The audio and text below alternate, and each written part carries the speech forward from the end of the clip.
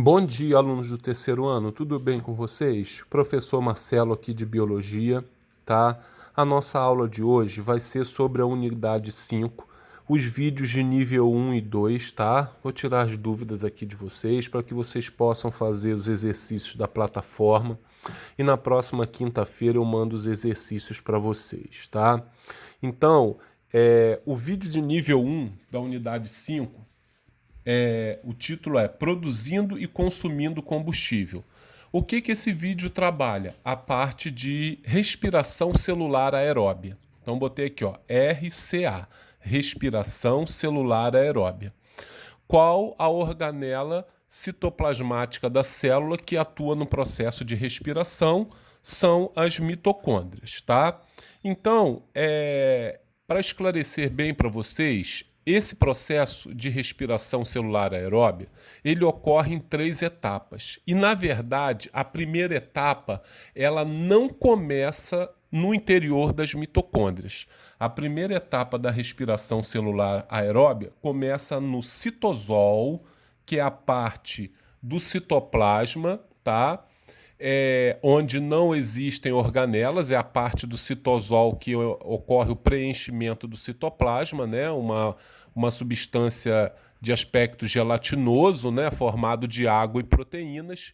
Então, na verdade, é fora da mitocôndria que esse processo começa no citosol, e a primeira etapa da respiração celular aeróbia é a glicólise. O que significa esse termo, glicólise? É a quebra da glicose. Então, no processo de glicólise, ocorre a quebra da glicose, formando 2 moléculas do famoso ácido pirúvico, que é chamado de piruvato.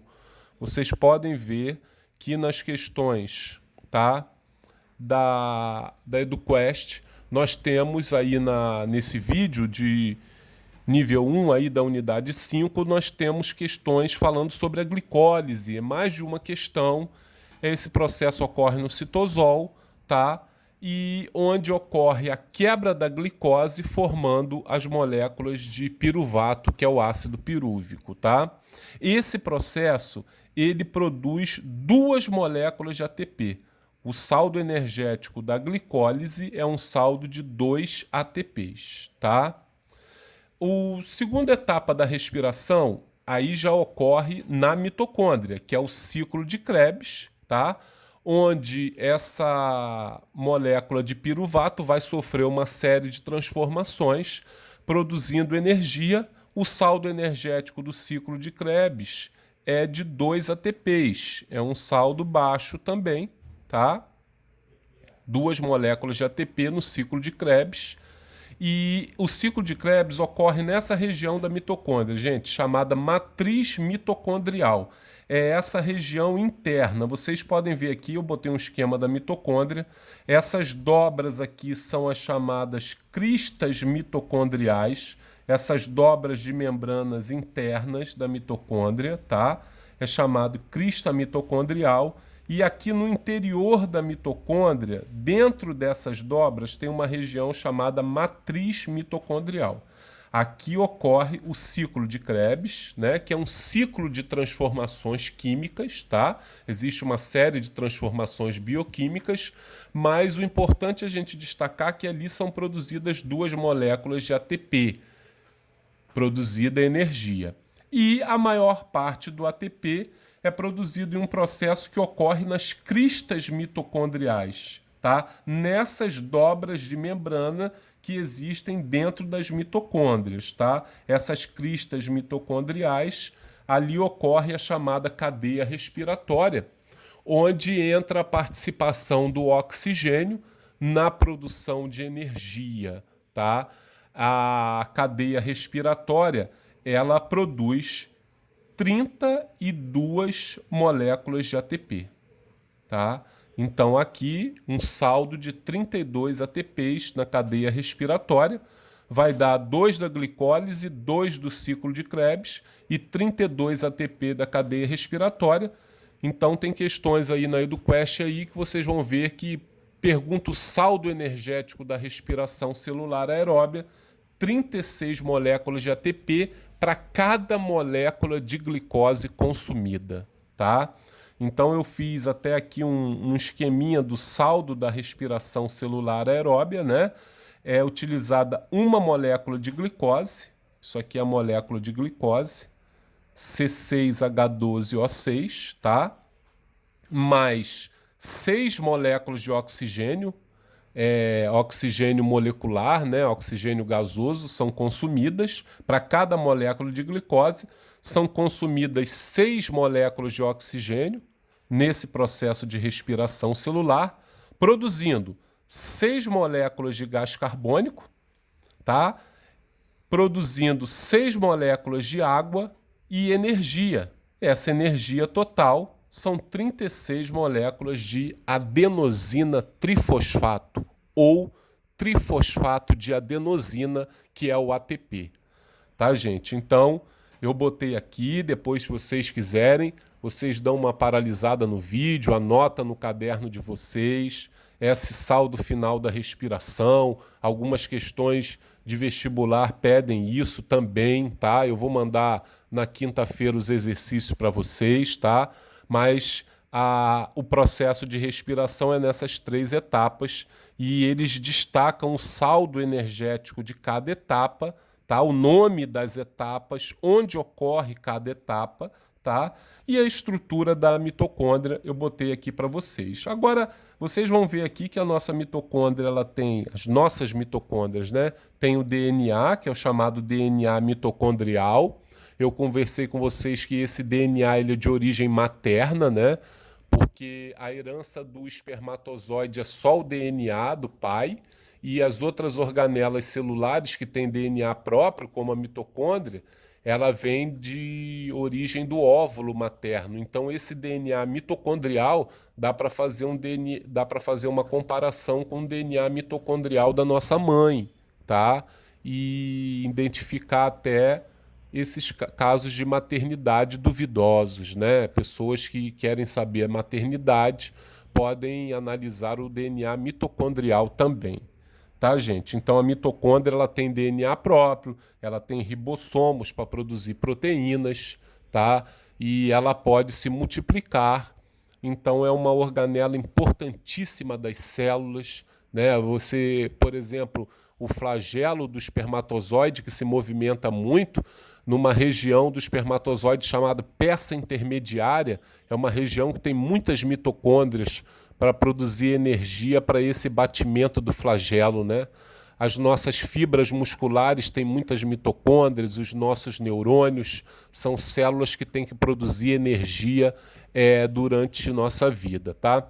O que eu queria lembrar vocês aqui é o seguinte, algumas questões, elas falam sobre o bloqueio da cadeia respiratória através de substâncias tóxicas, como, por exemplo, cianeto, que também é chamado de cianureto, é um gás tóxico que causa asfixia. Então, por que a pessoa morre de asfixia, né, quando ela está inalando ali o cianureto? Porque esse gás ele vai penetrar nas células, vai para as mitocôndrias e vai bloquear esse processo de cadeia respiratória, bloquear a ação do oxigênio nesse processo, e vocês podem perceber que é onde nós produzimos 32 moléculas de ATP, é onde nós produzimos mais energia. Então, bloqueando a cadeia respiratória, a produção de energia para nas mitocôndrias, parando essa produção de energia, né? Não tem como os nossos órgãos funcionarem, o cérebro, o coração e os músculos, que são células que consomem bastante ATP, bastante energia, tá? Então, acredito que com isso aqui deu para tirar as dúvidas desse vídeo de nível 1 da unidade 5, tá bom, gente? Agora nós vamos ver o vídeo de nível 2 da mesma unidade 5, que fala sobre as usinas que fermentam, falam sobre o processo de fermentação alcoólica e fermentação lática. Esses processos são considerados respiração celular anaeróbia. Por que anaeróbia? Porque não necessitam de oxigênio para ocorrerem, tá? são processos que ocorrem através da ação de fungos e de bactérias. A fermentação alcoólica acontece através da ação de leveduras, que são fungos, tá? Essas leveduras, vocês podem já ter tido contato que elas são utilizadas na fabricação do fermento biológico, que é esse fermento que nós usamos para a fabricação de pães e pizzas, né?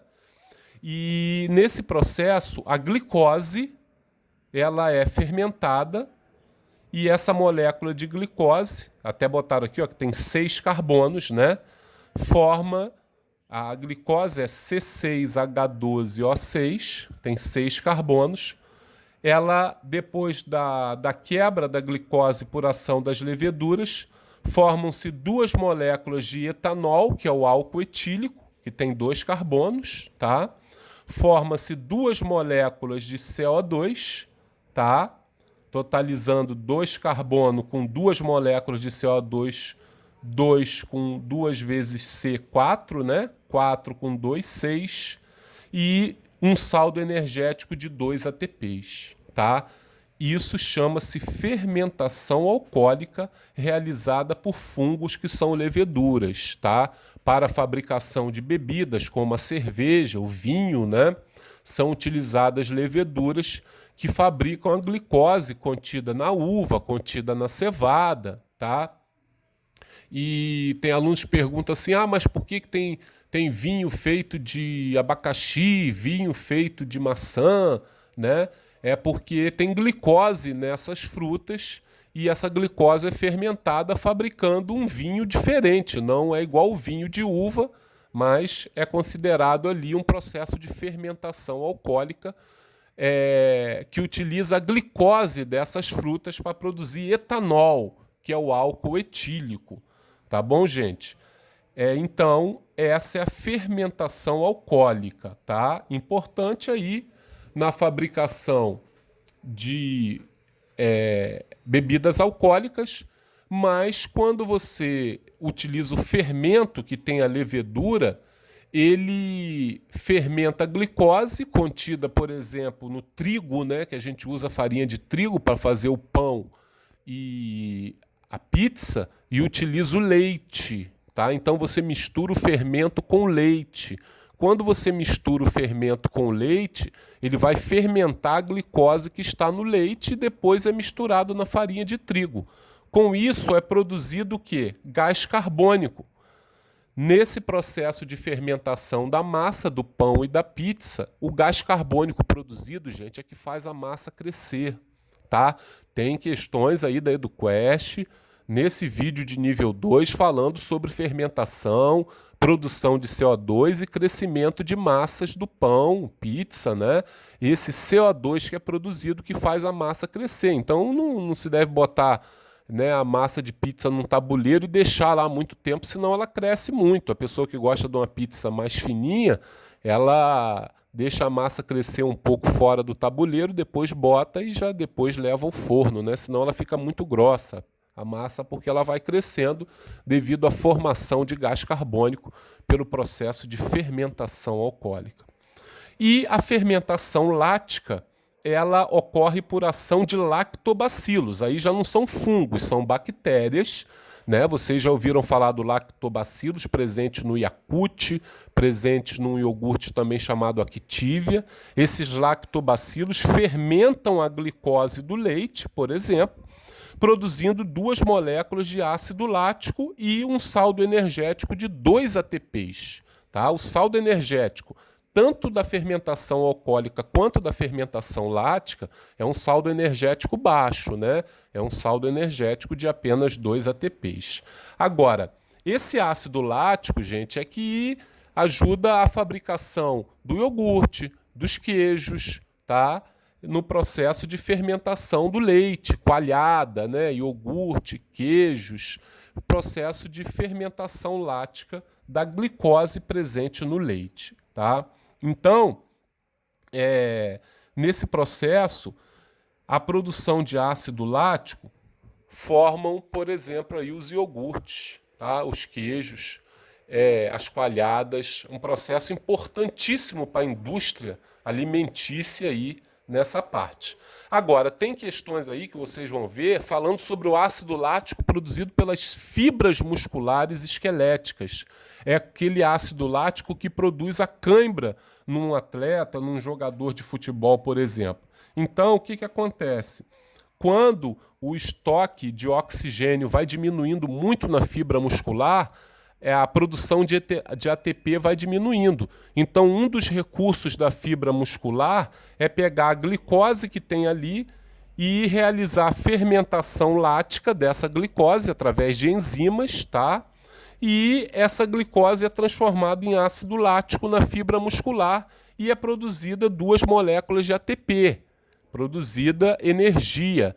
Uma energia baixa, mas para tentar ajudar, porque o estoque de oxigênio está acabando no músculo de uma pessoa que está muito tempo praticando uma atividade física, como um jogador de futebol, que às vezes está quase 2 horas ou mais numa partida, né? Desde o aquecimento até o final da partida, e ali vai diminuindo o estoque de oxigênio e vai produzindo ácido lático. Esse ácido lático paralisa o músculo e dá cãibra. Então eles esticam a perna da pessoa, esticam o músculo para que esse ácido lático se espalhe na musculatura e a dor diminua. Mas dificilmente o cara consegue jogar mais depois que vem a cãibra muito forte, né? Então a fermentação lática é cobrada nas questões de 2 formas: na fabricação de derivados do leite e esse processo que ocorre na fibra muscular de fermentação lática, tá?